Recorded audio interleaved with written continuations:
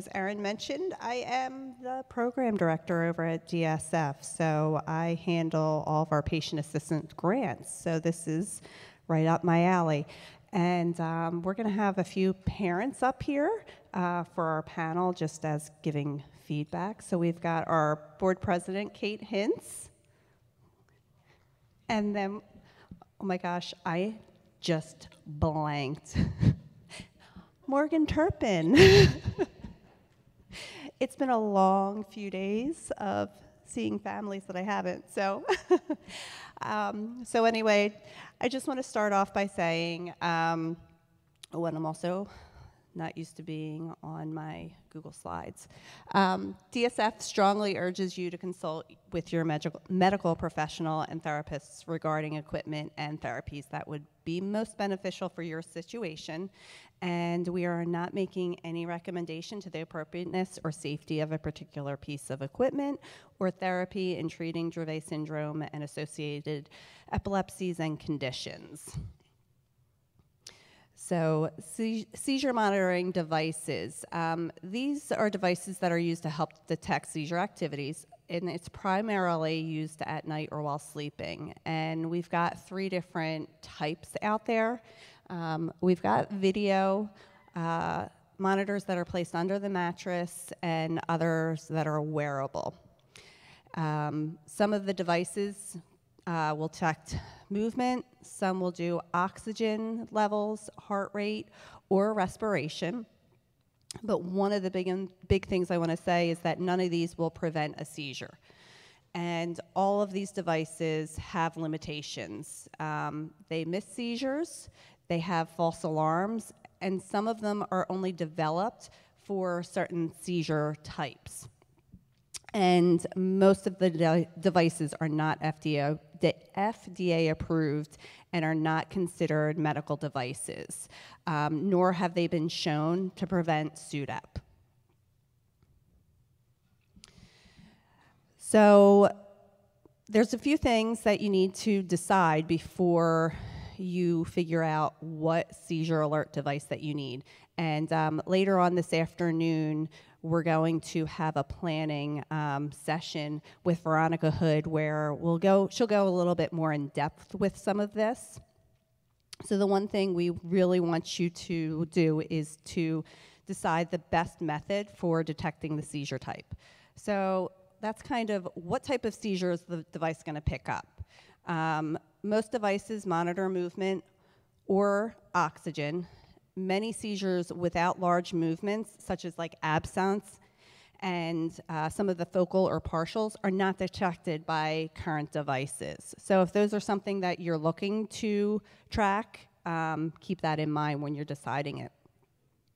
And as always, which we mentioned at the beginning, is please include a conversation with your child's neurologist when you're making this decision, so that way they can help you decide what's going to work for the seizure type that you're going to be tracking.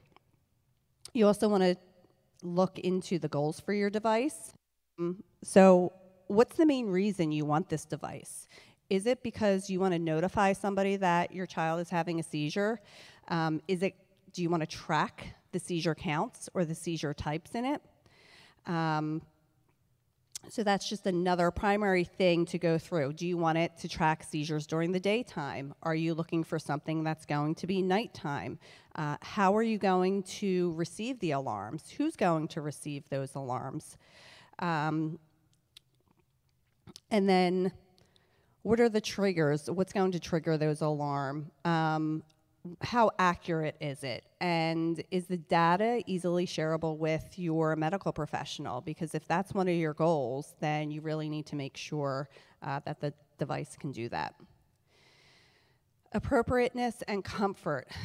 How long is that piece of equipment going to last my child? Are there age and weight restrictions on there? Is there a placement that you have to have? Like, is this going to be in the bedroom? Is it able to be moved from location to location? Is it portable? And more importantly, will my child, if it's something that your child's going to wear, are they actually going to wear it? I think a lot of times with the wearable devices, which we'll go over later, they're good in theory, but for a lot of our kids, they're not going to really want the watch on them. So we'll get into that later on. And then 2, power supply. Do you need a direct power supply there? Is it a battery operated? Do you have to recharge it? How long does the charger last? When are you going to have to replace that battery? And then the setup and ease of use. Do you require other technology for it? Some of the devices require you to have a iPod or an Apple phone or something with internet connectivity within a certain distance of the device, or it won't be able to notify other caregivers. Does it require internet access? And what kind of support is there from the company that is making it in case you have an issue with it? And then lastly, cost. Is there more than just the cost of the device? Is it monthly, annual? Is there a setup or a maintenance fee? And how am I going to pay for this? Which I'll talk through later on, because we definitely do have some resources for you to go through and do that.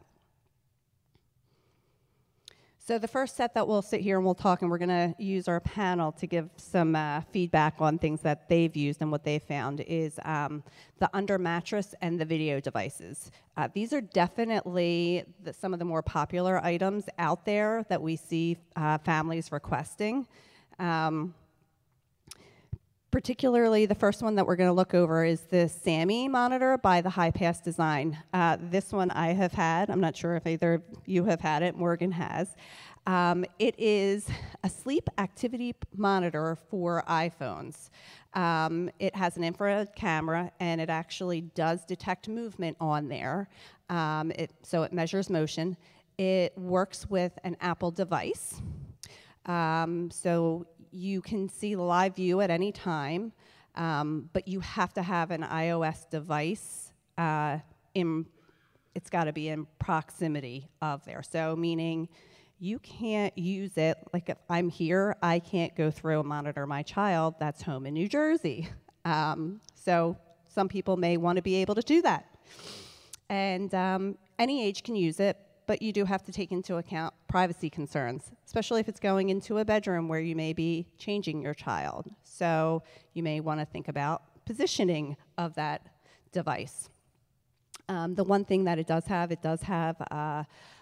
adjustable triggers for the alarms. So you can set it so that way it can pick up a small trigger, it can pick up a large trigger, and how fast it is, how long you want that movement to go on before you get notified. And sometimes it will go off and there's nothing happening. Morgan, do you have any advice, experience that you'd like to share?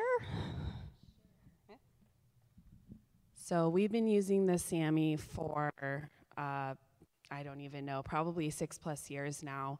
My son, like the founder of the SAMi, also controlled seizures. Hopefully this is working. So we use it every single day. He does sleep in our room with us, but in the beginning part, when he's asleep in there and we're not in the room yet, we use the SAMi to monitor him. And then after he was in the Fintepla trial, I also started, as a way to document his seizures, I started going through the recordings, because it also saves recordings anytime there's motion. So every day I go through the previous night's recordings.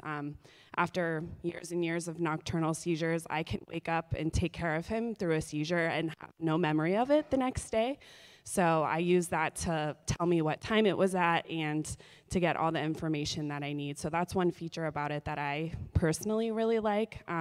Another thing is service dog who sleeps in bed with him, and it has like a border feature, so you can set the border so that it just picks up his movement and not his service dog, so it's not false alarming on her. We travel with it. Every time we travel, we have a modem that I'm not a technology person, so I don't know how to explain it, but it's like its own internet. So all you have to do is plug it in and plug your camera in, and it's good to go. So we can use it at hotels or house rentals or wherever we're staying to provide the same monitoring that we have at home. So that's something that we like. We actually have an iPod, which I don't even know if they make those anymore, that we still use that connects to the SAMi, and we have a little case for it, and we can clip it on ourselves, and we can carry it around the house. We've had really good success with ours. One tip I tell people, we have a mesh network for our Wi-Fi, and I do think that that helps a lot. Now we have the SAMi router, but previous to that, so we have little beacons all over the house for the Wi-Fi, and we never had issues after we got that with it dropping out of the signal. Yeah, so that's a great question, how it alerts. So whenever it detects movement based off the sensitivity that we have set up to our liking, but you can adjust all of that, it will alarm. And I think you can actually change the sound of the alarm in different settings for that to kind of customize to what you want. So on the little iPod device, it will alarm to let us know that something's going on, and it flashes. And if you're, like, sometimes when I'm reviewing the recordings, if I'm doing that and there's an event, it will kick me out of that and go to the live camera. That's alarming, which I like that feature a lot. I will say the alarm sound is a little triggering after years of this. When I hear it now, I'm like, it causes a physiological reaction. But yeah, so that's how it works. And then any motion, whether it alarms or not, it will record. So that's another nice feature. So even if it doesn't alarm, sometimes his seizures are shorter and below what we have our threshold set for. Those we don't really need intervention, but I know from the recording that it happened when I go back and review it. Great. Thank you. Any questions in there on this particular device? I can tell you that on here we've got the website. With SAMi, they actually do sell the Apple products with it if you don't have one. So that can be something they still do the iPods. So, and, you know, it's a really great device. So if there's any questions on that one, feel free, but if not, we'll move on to this next one. Now, this next one is the Miku Smart Baby Monitor. This is not seizure specific, and I think a lot of us parents probably have started off with this, maybe with a device like this, probably not as nice as this one, but it's radar technology to detect breathing and sleeping patterns, even in the darkness. It measures breathing, sleep patterns, and ambient temperature and the humidity of the room. So the temperature is probably a good thing with our kids. Some features, it can have alarms for the smartphone. It has, if there's apnea for 20 seconds, it will trigger an alarm. And it is appropriate for ages 0 to 7 plus. Again, the same thing as the SAMi monitor with the privacy concerns if it's in a bedroom. And then there was a hospital study validation in 13 patients looking at breathing. And I've linked the information on here so that way you can see that there were some studies done on that. So I personally do not have any direct knowledge of this device. In fact, I can tell you I have not received a grant for this, grant request, so I'm not sure if it's just new to the market and families haven't, used it yet. So if anybody has used it, I'd love to talk to you so I can really find out how it is. But there's other monitors out there. I'll say I use personally now, we use the Nest camera. It does not alarm, so we just kind of have it in the background for noise so that way we can hear it, which that's the really nice thing about the SAMi monitor, that it does alert for that. But next one is the Emfit movement monitor. Now this is something that actually goes under the mattress pad. It detects movement, and it requires repetitive movement. So it's placed between the mattress and a box spring. There's no age or weight restrictions. So, you might end up needing 2 monitors if you have a larger mattress. My daughter, we actually have a full-size bed, and we have two monitors underneath of there. So it was studied at Le Bonheur's inpatient EEG facility, and it detected 9 out of 10 convulsive seizures. Sometimes insurance has covered this with a prescription. Most of the time it does not, and it's not considered a medical device here in the US, but in Europe it is marketed as an epilepsy seizure alarm. So the founder adapted an acoustic instrument monitor after having their own child with epilepsy, so that's how this came about.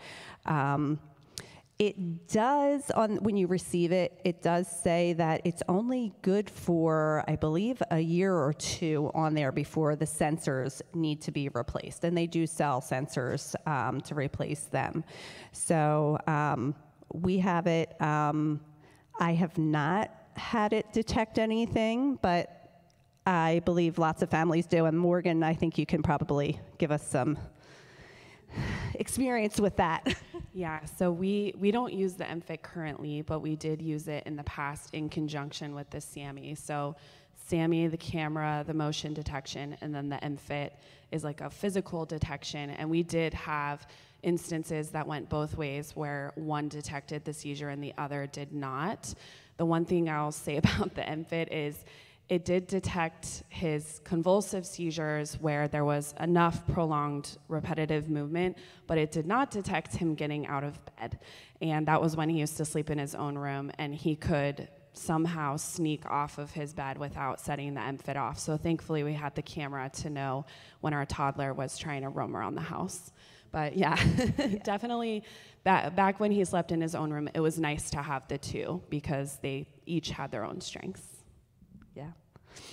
So again, I've listed on here the website where you can go through and find out some more information on here. And now onto the wearable devices. These are like the new thing that everybody is kind of looking into and always requesting.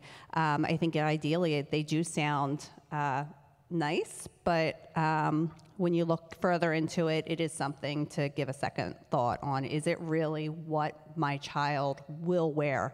The first one right now is the Empatica Embrace 2 watch.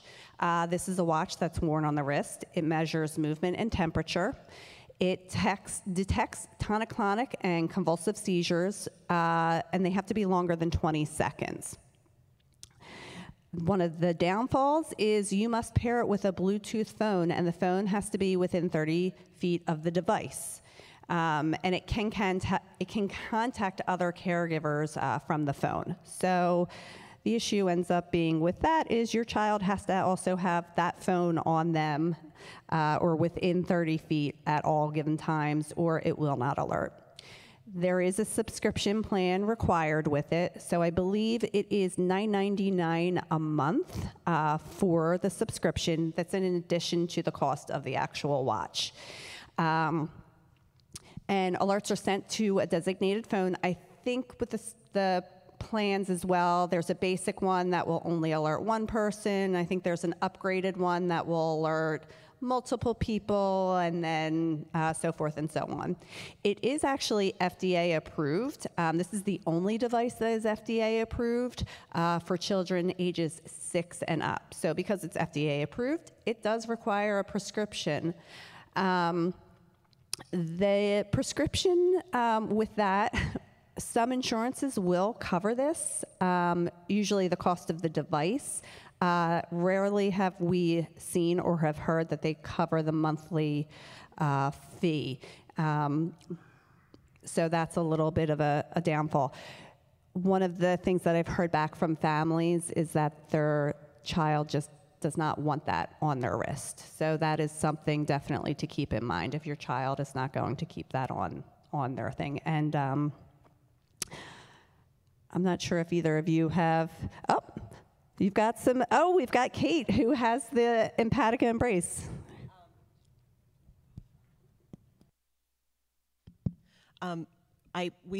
We did try the Empatica, and I'll just be very cautious in my comments because we purchased one when they first came on the market. We were very excited about it. Unfortunately, we had a lot of technical issues with this watch, and I have heard that they have made a lot of improvements, so just take my comments with a grain of salt. You know, one of the issues we had was the Bluetooth connectivity was not very strong. So my daughter being in her bedroom and our bedroom being across the hall, we could not get a strong enough Bluetooth signal for the device, whereas, you know, most like Apple products, we can go to any floor in our house and still have that Bluetooth signal.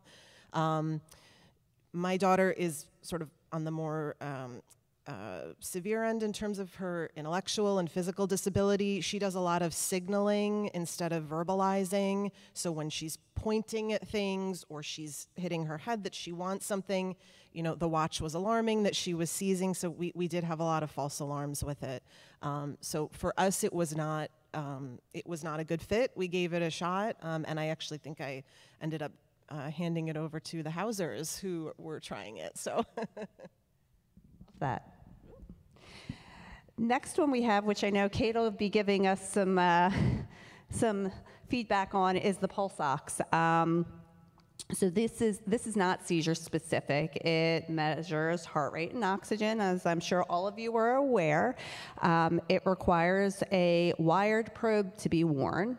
It can be used at any age. With the wired probe, I know there's always the warning about having it attached to your child. You're supposed to move it every few hours as to not have a reaction with the skin. You can use it for any age. It does require a doctor's prescription and a DME provider. Specifically for this one, the Massimo Rad 4 or Rad 5 product. I know since COVID, they've been selling, you know, little Pulse Ox over at like CVS or Walgreens, but those are not medical grade on there.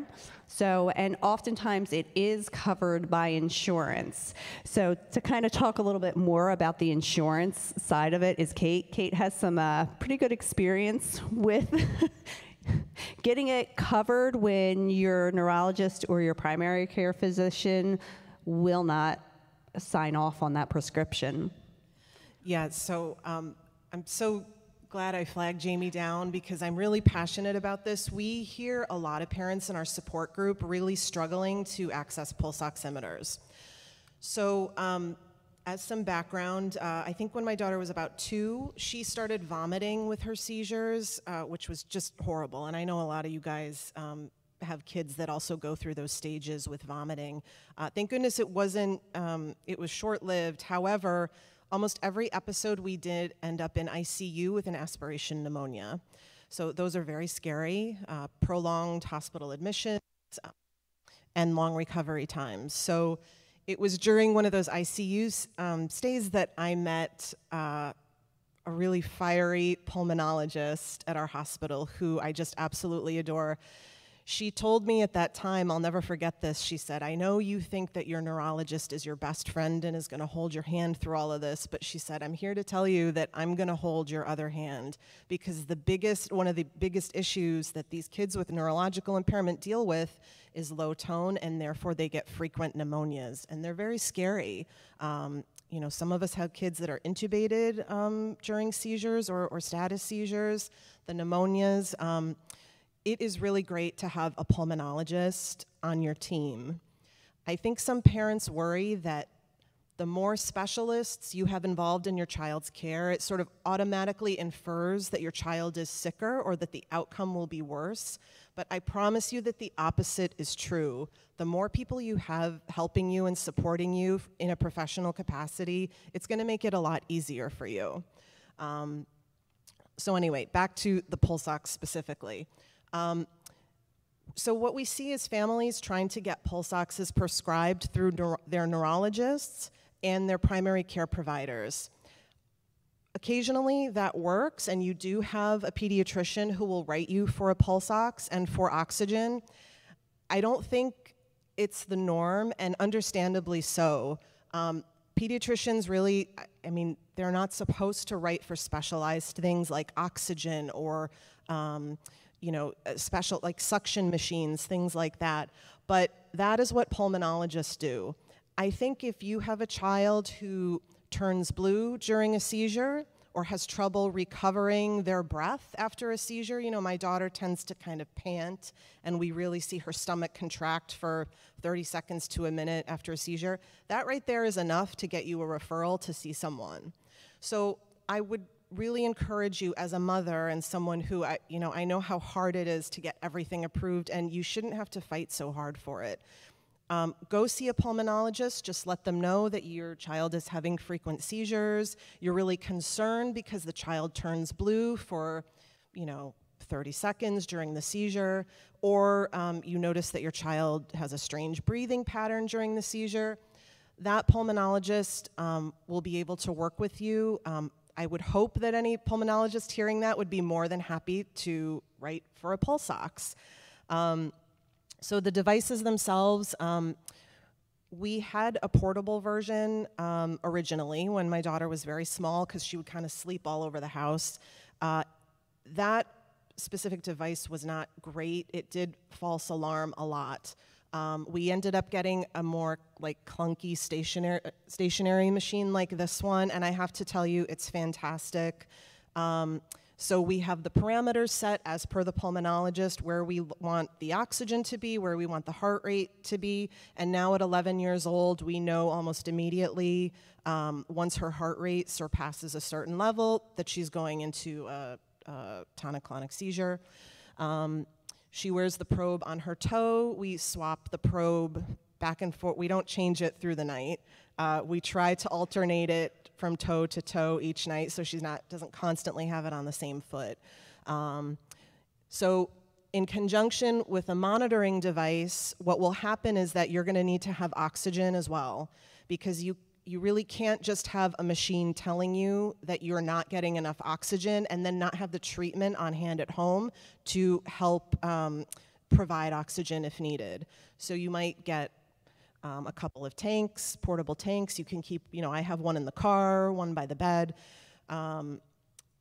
So those, if you and your physician decide that you should intervene with some oxygen, that's going to be very different from child to child.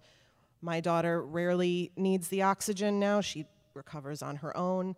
But those are all tools that the pulmonologist can help you with. If you can get it through your pulmonologist, she'll get it covered by insurance. And just one more comment, like I said, I see this all the time in the support group and it breaks my heart. Don't be afraid to really stand up to your doctor. We hear all the time that the neurologists don't want to recommend pulse ox machines because they false alarm all the time. Or they really don't specifically detect for a seizure, so what's the point of them? Many of these doctors don't have the experience, they don't understand the stress of caring for these kids at home, so really don't be afraid to speak up and let them know what you're dealing with. If you're having trouble sleeping, your partner and yourself, you're not getting good rest at night, these are all things you need to be assertive about. I think the pulse ox is fantastic. I don't know how we would have gotten where we are without one, so I'm a big advocate for them. Great. No, I really appreciate it. I was so glad when Kate ran into me because we do that. Love it. I even learned something new on it, so that's really great. Thank you for that. We've got the next one, which is another wearable. It's the Inspyre smartwatch app. So this is an app. This is like the first one that we looked at, but this is an app that's used for the Apple Watch or a Samsung Watch. So your child needs to wear the device. It detects repetitive and shaky movements, and it sets alerts to a designated phone. It does require a monthly subscription on there. So this is one that I have not had a lot of feedback from families from. I think a lot of the watches with our patients, it's not something that really works so well, especially when they're younger. Maybe when some of the families are older, it may be better, but I unfortunately don't have personal experience on this side of it. I can say that people have been requesting Apple Watches here and there. DSF has, currently we do not fund the Apple Watch simply because there's a few other options out there that we feel are a little bit more appropriate for our kids right at this moment. The next one we have is the Miku monitor. This is a monitor, it's actually a baby monitor. It's not seizure specific. You wear it on the wrist, the arm, or the leg. It measures heart rate, oxygen, temperature at touch point, and it does have an audio. It can alert a system to a Bluetooth paired iOS device, and you can bridge the device.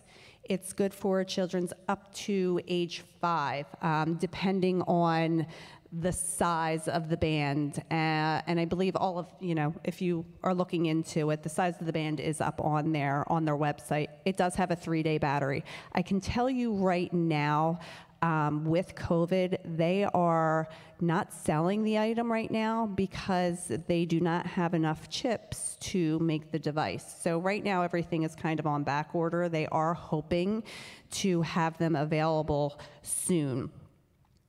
But this is, I think, is a great device for those first few years when you're trying to get all that sleep with the baby. So if anybody has used that device, come see me and tell me whether or not you like it. We've given a few of these out as patient assistance grants over the previous years. Next one that we have is the Owlet Smart Sock Plus. Again, this is one very similar to the Miku. It is not seizure specific. This is one that was really marketed to new parents. You wear it on the foot. It measures the heart rate, oxygen, and sleep patterns. It alarms to a base station located close by, and it can also connect over Wi-Fi to a smartphone. And this, again, is up to age 5 on there. And I believe there are 2 different sizes for the little sock. It's got a 16-hour battery, and it does sell a camera option that you can hook up to it. So that's actually, I think, a really great comment on there. The one thing that we do want to say is that it has come under fire because people are kind of using it more like a medical device. So CNET reported the Smart Sock is an information gathering product for use with healthy babies only, and it is not a medical device. So really keep that in mind. And again, like I mentioned in the beginning, there's only one of these devices that is FDA approved on there. So, I really messed up on my I might have brought one of my wrong things, my slides. Right, let me look back at that. Yes. So, just some other equipment for you guys to consider just in general with your children that are outside of seizure monitoring devices that you can find helpful. Cooling vests. We could really use it now, except when you're inside, here in the Texas heat. Adaptive equipment such as strollers, chairs, adaptable bikes for your kids. Those are really great things, and DSF does help fund them. Communication devices, iPads, just helping your child communicate, and to also to kind of entertain, and keep them happy.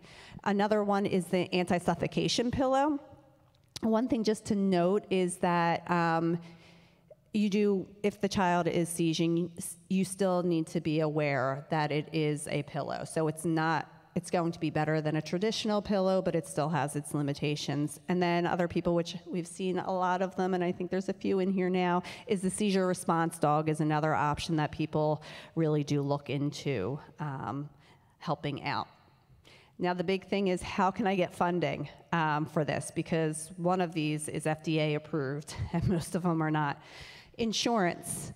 Again, that's going to require you to get working with your doctor and submitting, a request. A lot of families will not get it covered under insurance, but things like the oxygen monitor, that's something that definitely should be covered. Depending on your state, you might have a waiver program that covers some of these. I know in Texas, there's actually a program that covers cooling vests. So if you're here in Texas, I can help you out with that. The other thing we've got is some charitable organizations like DSF, Danny Did Foundation, and Chelsea Hutchinson Foundation, which I was just on their website a few days ago and trying to see. I'm not sure if they're accepting applications right now, but we've had some good funding with them. For DSF, this is the program that I actually oversee, and please reach out to us. We do cover these equipment pieces, and we want to fund them to you. It's a very simple application. It seems overwhelming, I think, when you look at everything, but really, we just need to establish, number one, that your child has Dravet or is on a related epilepsy. So we ask for a letter from the physician. That kind of helps too for you to open up the communication with your physician, so that way you can discuss the types of equipment that you need and whether or not it could be submitted to insurance. If you can get an insurance letter that it was denied, wonderful. There are certain pieces of equipment that we do require a insurance denial. For instance, the FDA-approved watch, which my brain is like having a moment. Embrace, thank you. Embrace too. That one does require a denial from the insurance company. But the way that everything is done through there, we kind of reimburse families for it after the fact. But again, if that's something that you're interested in, reach out to us over at DSF and we can get the ball rolling and assist you with that. The other thing that we do ask, we ask for proof of income. That's really just to kind of make sure it's not income specific. So if you feel that you make too much money, you don't. DSF has this funding for you. Let us help. You know, we're looking at the proof of income just, again, really, it's our verification to really make sure, you know, if I've never met you, this is kind of like my little check and balance on there. And then, I mean, that's really kind of, those are the two big pieces of information that we request from you. We do have a grant limit. It's $1,500 a year. There's a lifetime limit of $5,000. So just some things to keep in mind on there when you're going through. I can tell you the most requested devices are the SAMi monitor, as well as cooling vests. Those are like the top two. Emfit is another one that we get. Currently, we do not do any funding for service dogs. There are some avenues that we can help direct if you are interested in doing getting fundraising for your service dog. So with that, I do want to say a special thanks to Danny Did Foundation because they really put together some great information out there. A lot of these devices they also fund. You can check out their Dissecting Devices webinar. That'll give you some more in-depth information on some of the specific devices, but hopefully we were able to give you a good foundation on that. So if you have any questions, feel free to reach out to me.